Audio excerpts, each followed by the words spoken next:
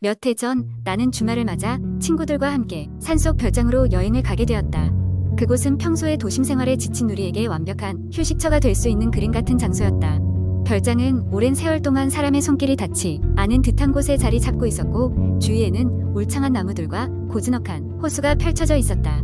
첫날 우리는 여행의 설렘에 들떠 짐을 풀고 숲속 산책을 나갔다. 한참을 걷다 보니 어느새 해가 저물었고 우리는 서둘러 별장으로 돌아가기로 했다. 그런데 돌아오는 길에 나는 이상한 느낌을 받았다. 누군가 우리를 지켜보고 있는 듯한 느낌이 드는 것이었다. 그런 기분이 든 건 나뿐만이 아니었는지 친구들 역시 불안해하는 눈치였다. 저녁이 되어 우리는 간단하게 저녁 식사를 하고 나서 별장의 넓은 거실에 모여 앉아 이야기를 나누었다. 그런데 대화 중에 밖에서 이상한 소리가 들리기 시작했다. 처음엔 바람 소리려니 했지만 점차 그 소리는 뚜렷해졌고 듣기에는 누군가 걸어 다니는 발소리 같았다. 이어서 창문을 두드리는 소리가 들렸다. 우리는 모두 긴장한 채 서로의 얼굴만 바라보았다. 가장 용기 있는 친구가 창문 쪽으로 걸어가 커튼을 살짝 젖혔다. 그러나 창밖에는 아무것도 보이지 않았다. 그제야 우리는 조금 안심하고 다시 자리에 앉았지만 이상한 기분은 쉽게 가시지 않았다. 그때 별장 관리인이라는 사람이 별장을 찾아왔다. 그는 등유램프를 들고 있었고 얼굴에는 알 수 없는 표정이 서려 있었다. 여기까지 오는 길은 찾기 힘들지 않았나요? 하지만 오늘 밤은 밖에 나가지 않는 것이 좋을 겁니다. 그가 말했다. 우리는 무슨 뜻인지 물었지만 그는 그저 고개만 저으며 밖을 살피고 있었다. 그날 밤 우리는 다 함께 거실에서 자리를 잡고 잠을 청했다. 그러나 한밤중에 이상한 냄새가 나기 시작했다. 그것은 마치 오래된 물건에서 풍기는 쿰쿰한 냄새 같았다. 잠이 깬 나는 주변을 둘러보았다. 거실 한편 구석에 오래된 옷가지들이 쌓여 있었는데 그것들이 문제의 냄새의 출처인 것 같았다. 우리는 그 더미를 옮기기로 했다. 하지만 더미를 들어올린 순간 그 아래에서 낡고 먼지에 뒤덮인 일기장이 하나 튀어나왔다. 호기심에 빠진 우리는 일기장을 펼쳐 읽어보기 시작했다. 그것은 수십 년 전 이 별장에 살았던 사람의 기록이었다.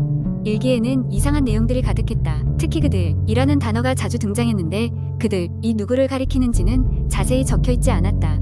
살아있는 자와 죽은 자의 경계가 허물어지는 밤이 올 것이다. 그들은 돌아온다. 정상에 오르지 마라. 우리는 그 일기장의 내용을 믿기 어려웠지만 어딘가 모르게 오싹해짐을 느꼈다. 결국 우리는 잠시 별장을 비우기로 하고 아침이 되자마자 짐을 챙겨 산을 내려갔다. 별장을 떠나는 길 우리는 관리인에게 일기장에 대해 물었다. 그는 깊은 한숨을 쉰 후 입을 열었다. 이 별장은 오랫동안 비어 있었습니다. 소문으로는 이상한 일들이 많이 일어났다고 하지요. 그 일기장의 주인은 누구인지 알 수 없지만 이 동네에서는 그저 소문을 조용히 덮어두려 합니다. 그날 이후 우리는 결코 그 별장에 다시 가지 않았다.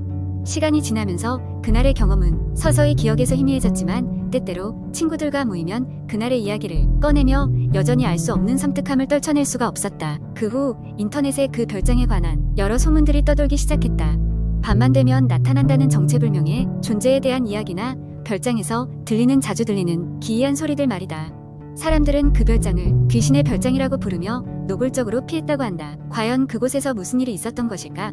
아마 우리는 영원히 알 수 없을 것이다. 두 번째 이야기. 모든 일은 갑작스런 비로 시작되었다. 평소와 다름없는 퇴근길이었고 나는 지하철역까지 걸어가고 있었다. 늘 걷던 골목을 지나가던 중 갑자기 비가 쏟아지기 시작했다. 우산을 챙기지 않았던 나는 근처 편의점으로 뛰어들어가 얇은 비닐 우비를 샀다. 비에 흠뻑 젖는 것을 피할 수는 없었지만 우비 덕분에 그나마 나을 것 같았다. 늦은 시각에 골목은 적막했고 모든 것이 일상적이었지만 뭔가 이상한 기분이 들었다.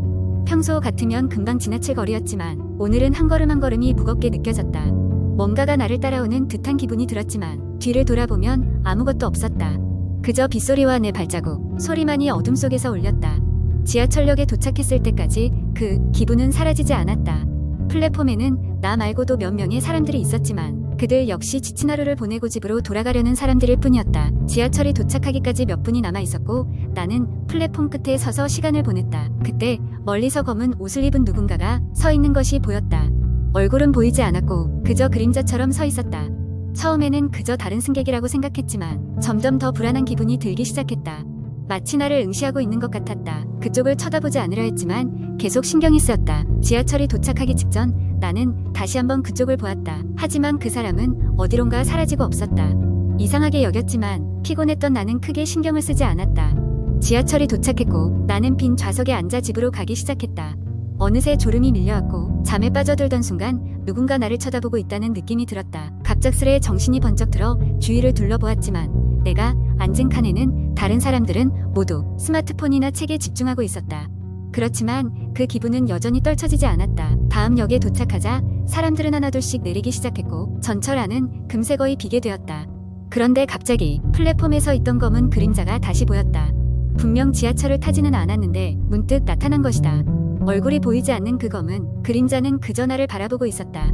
소름이 돋았다. 마지막 역에 도착하기 전까지 나는 그 그림자가 사라지기를 바라며 내리기를 기다렸다. 지하철이 마지막 역에 도착하자 나는 서둘러 내렸고 다시는 돌아보지 않겠다고 다짐했다. 하지만 호기심은 그 약속을 지키지 못하게 했다. 뒤를 돌아보니 검은 그림자는 플랫폼 구석에 서 있었다. 그리고 이상하게도 이번에는 조금 더 가까워진 것처럼 보였다. 집으로 가는 길은 항상 짧다고 느껴졌지만 오늘은 예외였다. 발걸음이 빨라질수록 그림자가 코앞에 있는 것 같았고 그 기분에서 도망칠 수 없었다. 집에 도착했을 때 나는 안심하고 방문을 잠갔다. 하지만 창밖을 보았을 때 골목 끝에 그 그림자가 서 있는 것을 보게 되었다. 그때부터 밤낮으로 그림자는 나를 따라다녔고 점점 더 가까이 다가왔다. 시간이 지나며 그 정체 모를 그림자는 내 삶에 끼어들기 시작했다. 출근길에, 퇴근길에, 심지어는 내 꿈속에서까지 그 그림자는 끊임없이 나를 주시했고 그 시선은 꼭 사라질 것 같지 않았다. 나는 점점 미쳐가고 있었다. 도대체 그 모습이 무엇이며 왜 나에게 집착하는지 알 수 없었다.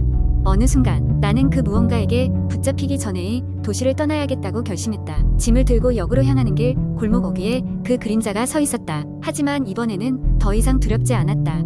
나는 짐을 놓고 그 앞에 섰다. 그 순간 그림자는 사라졌고 나는 그제서야 홀가분한 마음으로 도시의 작별을 구할 수 있었다. 이해할 수 없는 그 사건은 아직도 나를 혼란스럽게 했지만 적어도 이제는 내가 더 이상 혼자가 아니라고 느끼지 않았다. 세 번째 이야기 한국 인터넷에는 수많은 공포 이야기들이 돌아다니고 있습니다.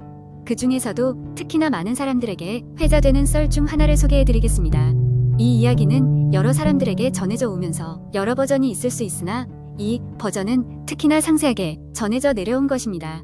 어느 날 대학생인 수지는 학교 과제를 위해 조용한 곳을 찾고 있었습니다. 그녀는 평소처럼 밤 늦게까지 공부하는 것이 습관이었기 때문에 자주 이용하던 24시간 카페로 향했습니다. 그러나 그날은 그 카페가 갑작스러운 공사로 문을 닫은 상태였습니다. 조금 난감한 기분에 빠진 수지는 인터넷 검색을 통해 집 근처의 작은 독서실을 발견했습니다. 리뷰도 괜찮아 보였고 사진도 아늑해 보였기에 그녀는 즉시 그 독서실로 향했습니다.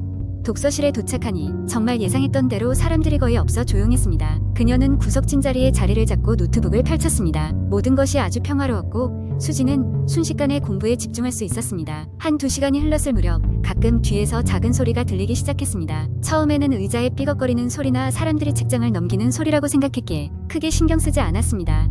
하지만 시간이 더 지나면서 그 소리는 점점 이상하게 느껴졌습니다. 마치 누군가가 그녀의 바로 뒤에서 숨을 쉬는 것처럼 들렸습니다.